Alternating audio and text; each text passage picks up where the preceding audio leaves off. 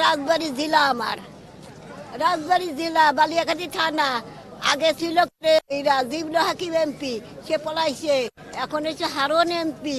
তার আগে বিএমপি ছিল সাবু এমপি। আজকে কেন আসছেন? আজকে খালেদা জিয়ার দেখছি আইছি। তো কি দেখতে পারতেছেন? না পারি নেই তো। কি বলতেছে? কেউ জাতি দেয় না আমারে। আমি এত কষ্ট করে আসলাম, আমার কেউ জাতি দেয় না।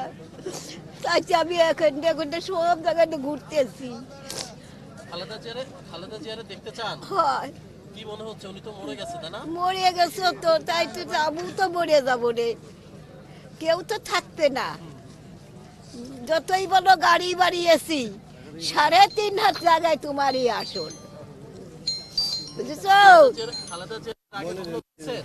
দেখছি, তার হাতও ধরছিলাম, সে আগের ফিরে আচ্ছা। বালিয়াখান দিকে ছিল।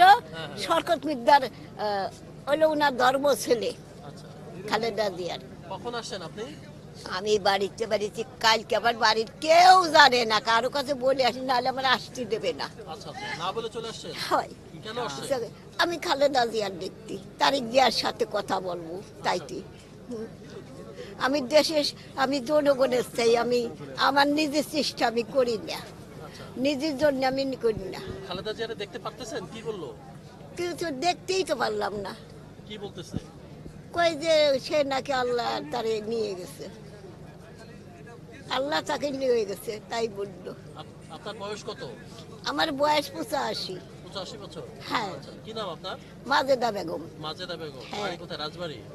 বাড়ি বালিয়াখান। রাজবাড়ি হলো জেলা। খোয়েম এমপি আছে, খোয়েম এমপি ছিল না, কেরামত কাজী ছিল না। হ্যাঁ, খোরবতির পার্টনার হলো মেহেদি, হাসপাতালে পিছনে। খালেদা জিয়ার কথা মনে পড়তেছে? উনি তো মারা গেছে, একটু কি মনে পড়তেছে বলেন?